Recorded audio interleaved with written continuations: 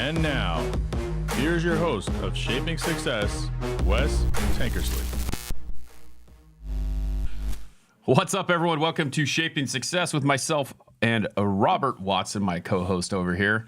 And we appreciate you being here. I've got up in the top of TikTok, or if you're listening here, if you subscribe on Patreon or on TikTok, or Buzzsprouts actually has a subscribe spot as well. I'll be sending you a sticker pack. Here is just a few of the ones that I have. We're trying to get rid of these things because, well, we will be probably changing the name. Our Shaping Success will be a little bit different in some capacity here.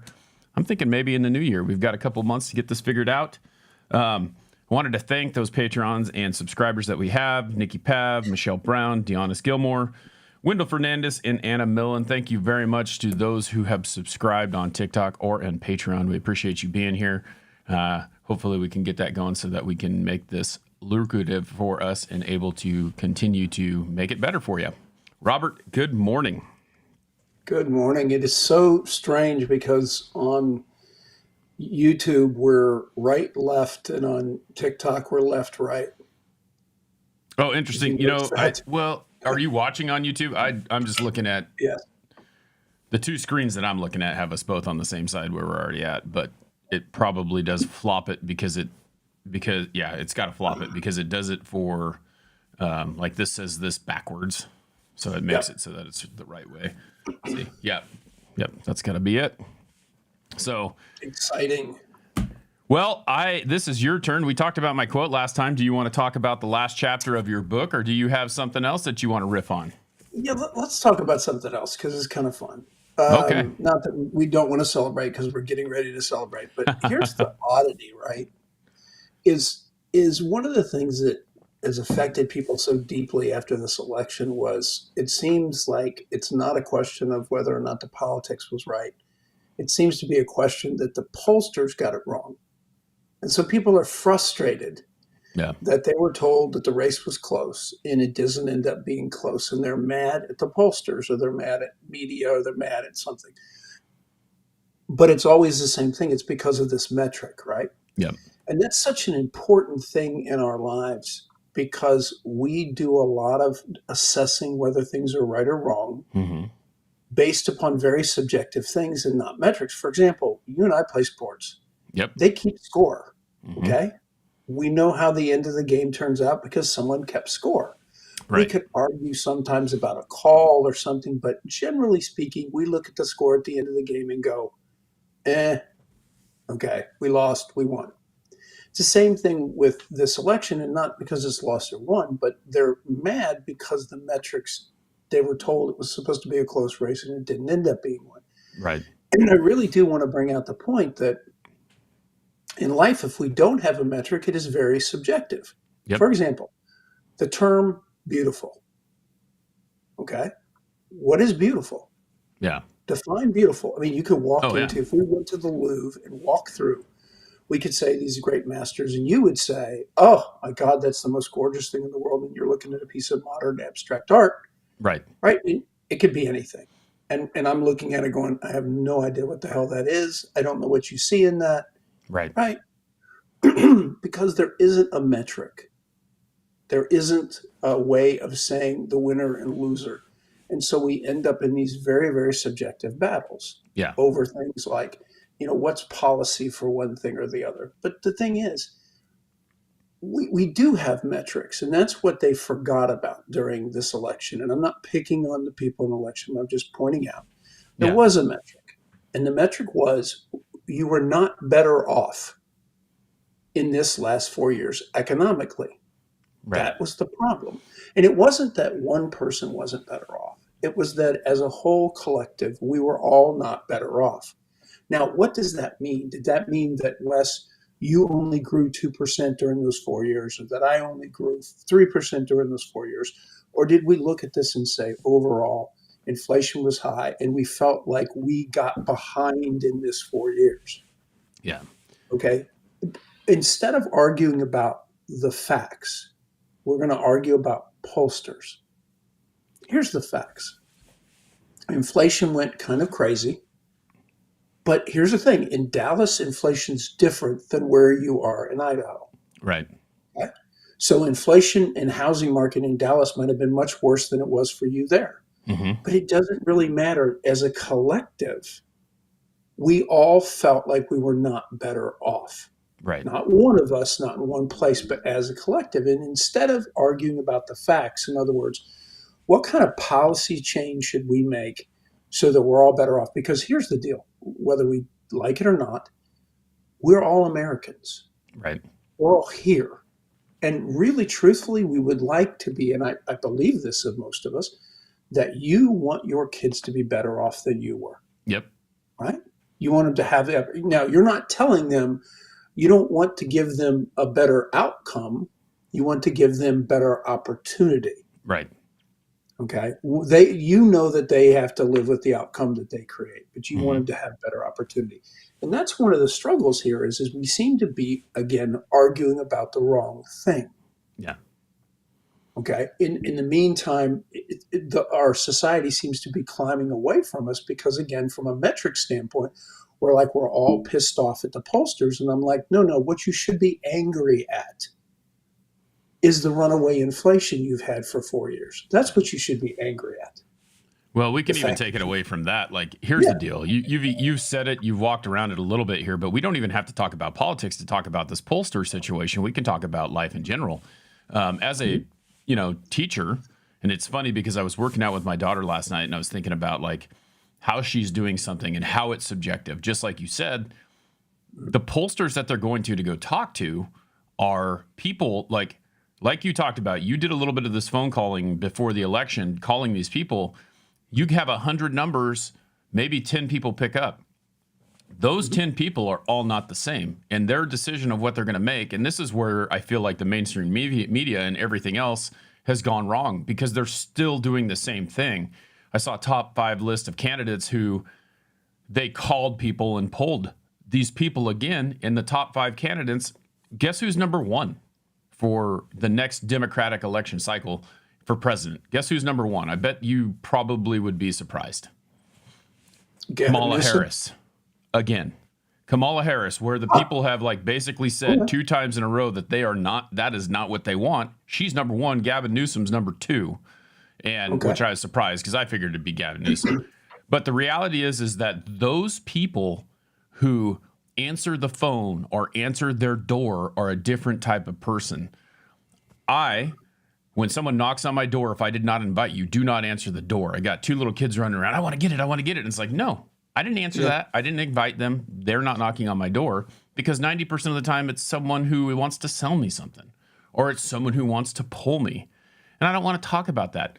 The metric, as you were talking about, just like when I was teaching, I had kids who say, well, I deserve, and this is like in physical education, it's a little different because not every single kid can physically do the same thing that other kids can do. So you have to base it on improvement. So your hope is that when you go in there and like you're doing a push-up test,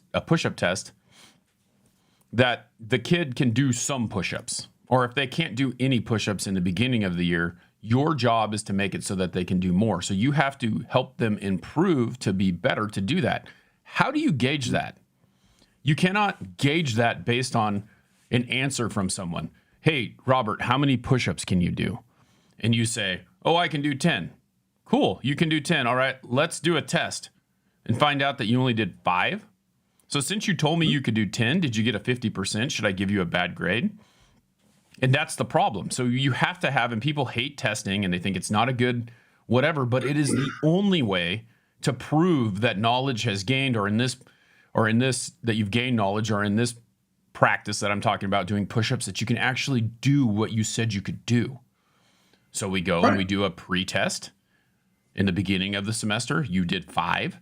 And then at the end of the semester, you did 10. So you improve. So now your grade is based on participation and improvement. And that's the problem. Like we have no number to gauge this by. And if you look at the gauging of the election of how many votes did Donald Trump get and how many votes did Kamala Harris get, you have a metric. You see that the majority of the people in this country want one thing and the minority want the other thing. It's very simple to see. You may not like the outcome, but these stupid polls that they're doing are ridiculous. They're allowing someone to just call on 100 people. It's just like when you do your research, go do the research on anything that you're doing. And if it's not peer reviewed, it hasn't really actually been reviewed by someone who's a expert, a real expert, someone who's done the work like yourself, that is working on getting a doctorate, that's working on getting a master's. You have to go through stuff that is peer reviewed to figure out if it's correct information. You could just call anyone and get the wrong stuff, right? So that's my biggest problem with the pollsters. And people are like putting their faith in the pollsters. It's just like putting your faith in the mainstream media.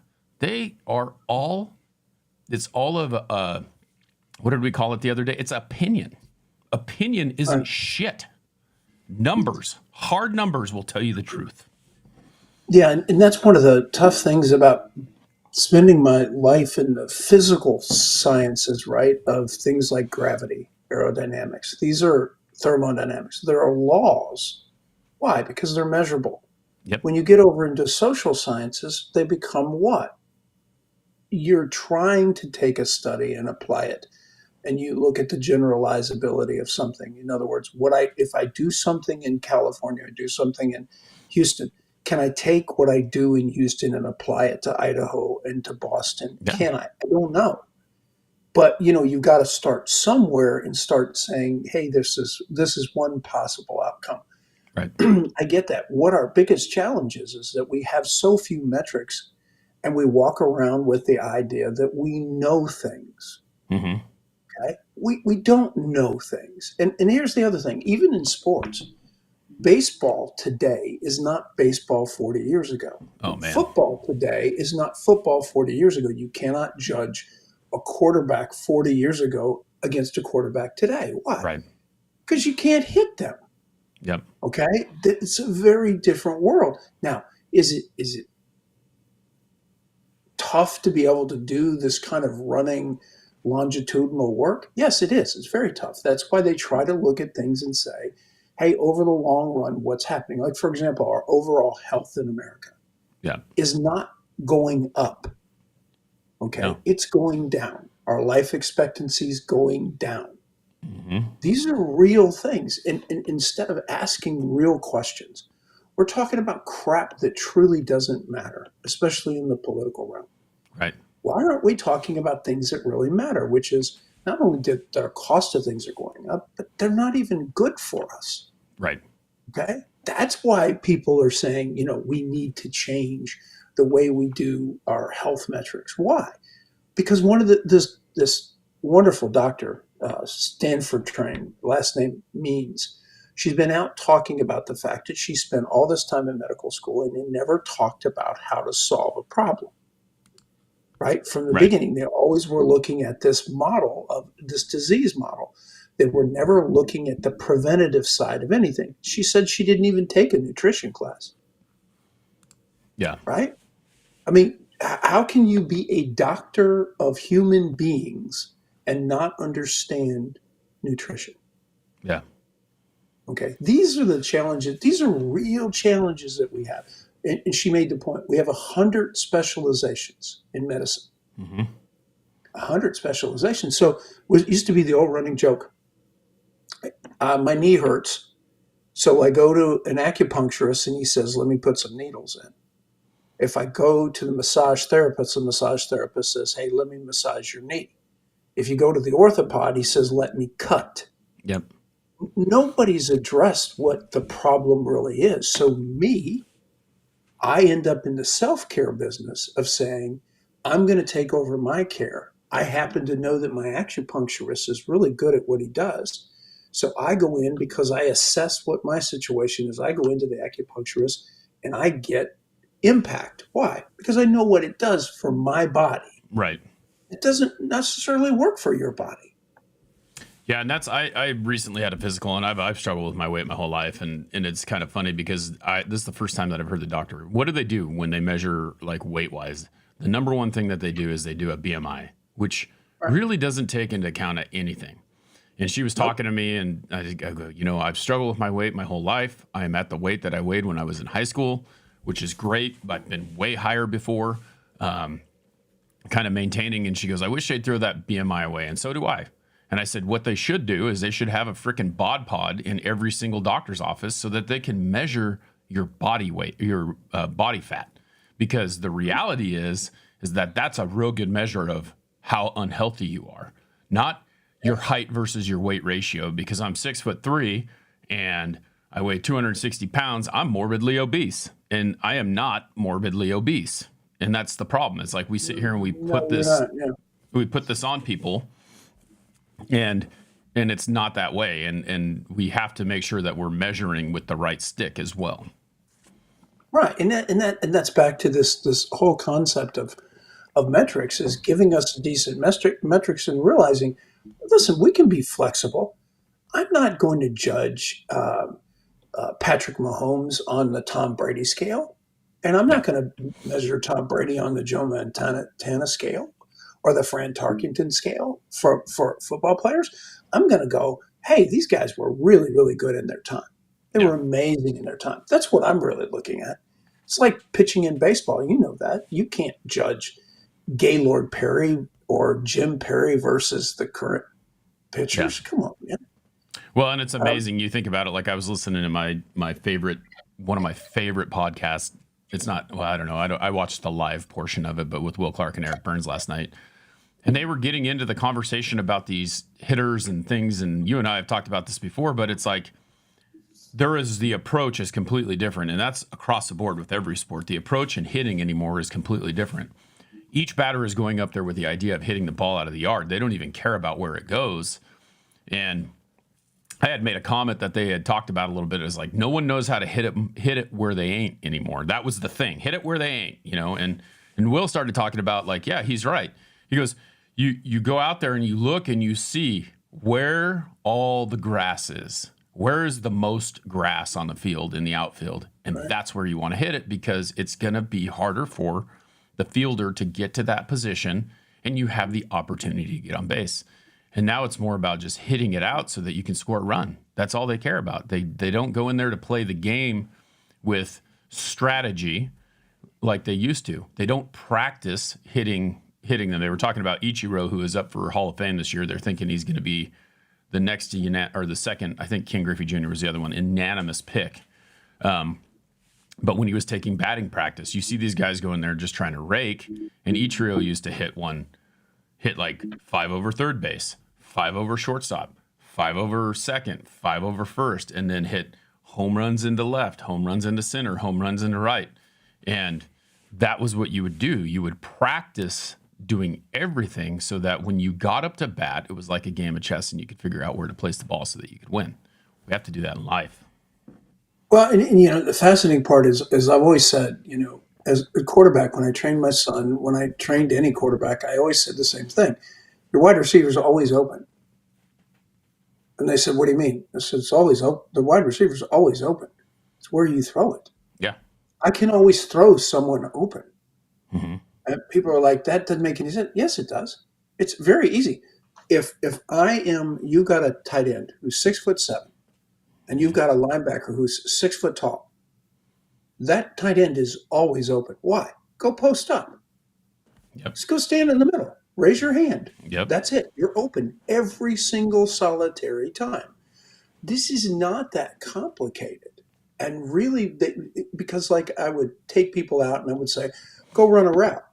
All I would do is see where the defensive back was relative to my player, right? Yeah.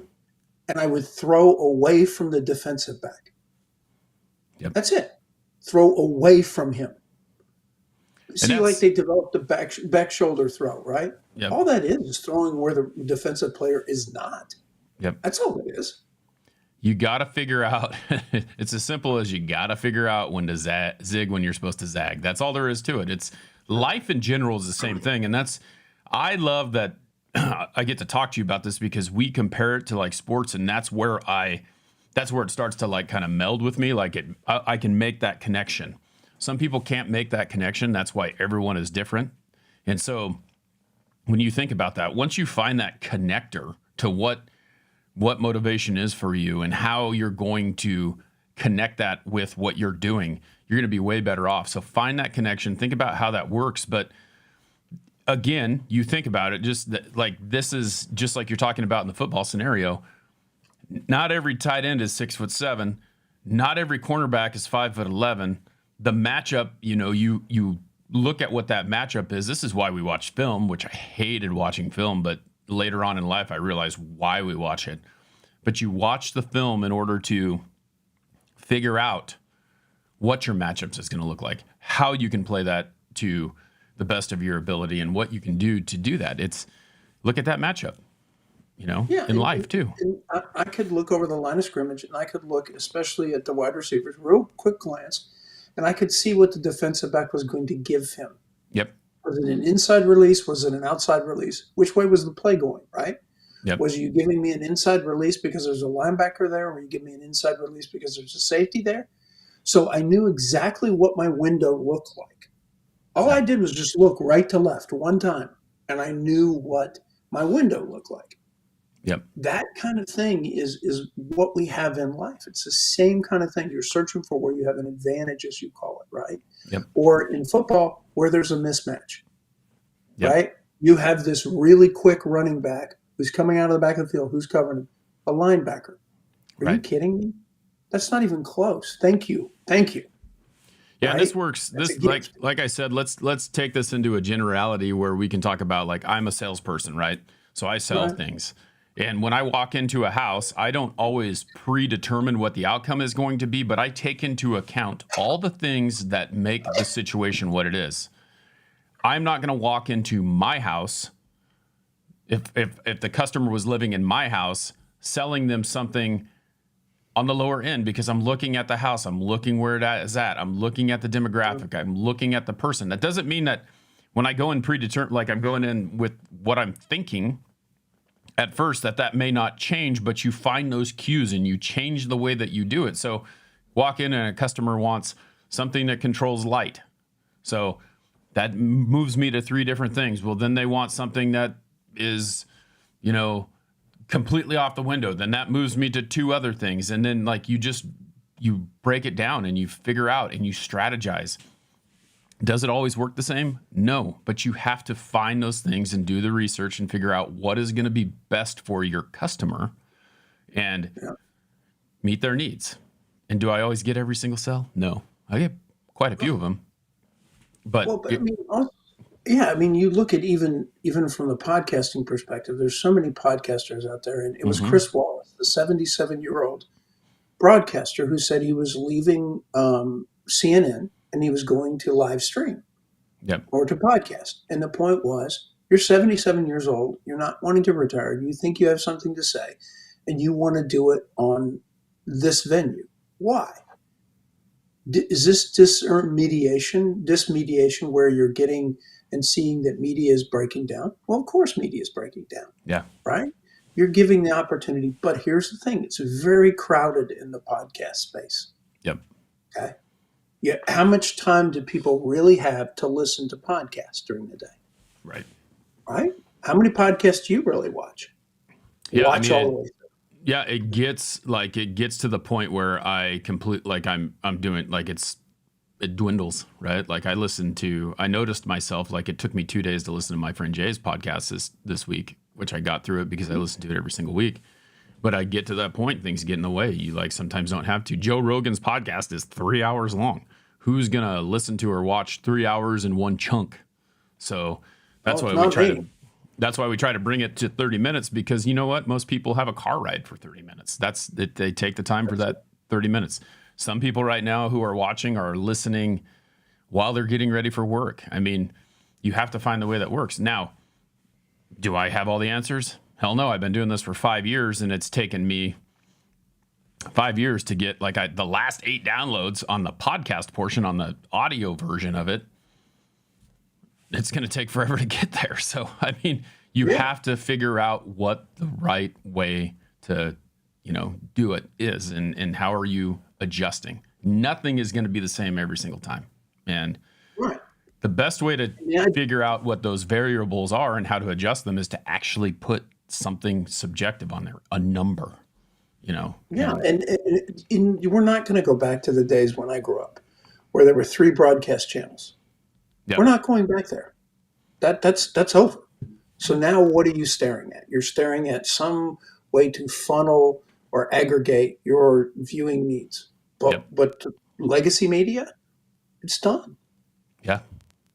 I mean, now you move on to something else. Now it's like Joe Rogan. I hear a lot about him. He's in the news all the time, all that kind of great stuff. Yeah. How many times have I watched one of his podcasts all the way through? Zero. Yeah. Absolute zero. And I receive a lot of media, right? I go through a lot of media, but I don't have 3 hours for someone. Yeah. I just don't.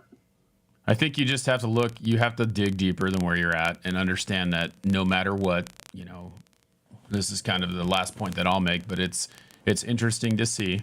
I posted a video, the very first one that got me the majority of the followers that I had, talked about my age. And I thought when I was posting it, people thought I looked younger than what I was. People do. We'll see you, Carl. Thank you. But there are 50 other people, well, more than that, because the video got over 1 million views, but there's 50,000 other people who said this guy doesn't know what he's talking about. He looks like he's this old. He looks like he's that old. I can take a look at Robert and I can guess what age he is, and it's based on my situation, where I have been, the people I've been around, and you have to understand that my guess is not the same, but the number is the number. Yeah. Yeah, I mean, it's and again, that's when we go back to the simplest idea of metrics is we have a metric there to measure, okay, success and failure. Yep. If we don't have a metric, then it's just about opinion. Yep. It's back to what is beautiful. Yep. That's a very big difference in who won last night's football game. Right. Very different. And Yep. again, you can't get away from, are there times where a guy has a really good game and his team loses? Yes. Doesn't make him a bad player. It just means that, but a lot of times when a team loses, people play as collectively and as individuals, they play badly. Yep. Okay. Here's the thing. Whether we like Democrats or Republicans does not matter. The last 4 years has not gone well for the average American. Yep. Okay. That means that they want to change. Mm-hmm. Okay. We move on to seeing a change. Now, everybody can be upset about it one way or another. And here's the thing. The new people coming in, we're going to give you your 4 years too. And then we're going to judge you too. Yep. It's the exact same thing. He has, and I told you this before. It's like he's got 2 years really to figure it out, because right now he has complete control. Well, he doesn't have, like the GOP has complete control really, and they have 2 years to figure it out. And if they do not figure that out, then what's going to happen? We're going to find someone who will figure it out. Right. So. And we're going to keep doing that. And what we're searching for as Americans, we're searching for a winning formula. Yep.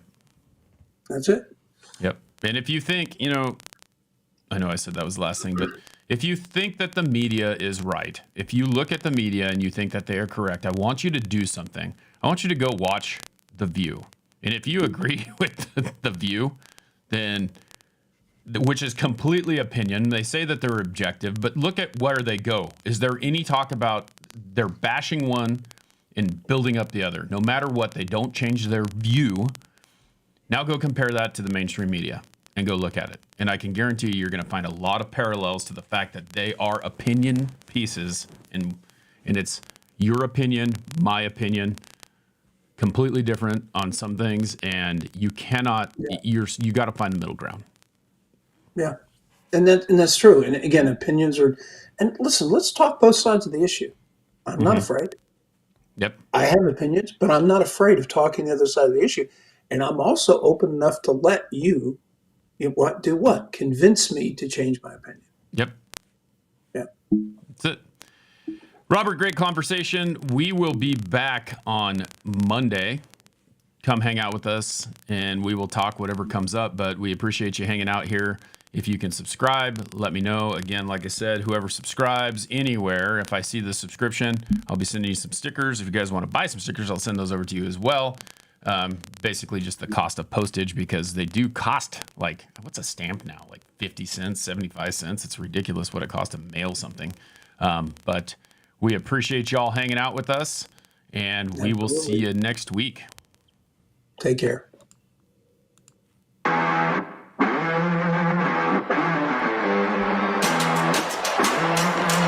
All right, y'all. Thank you very much for hanging out. Thank you for being here. Thank you for entertaining. We will see you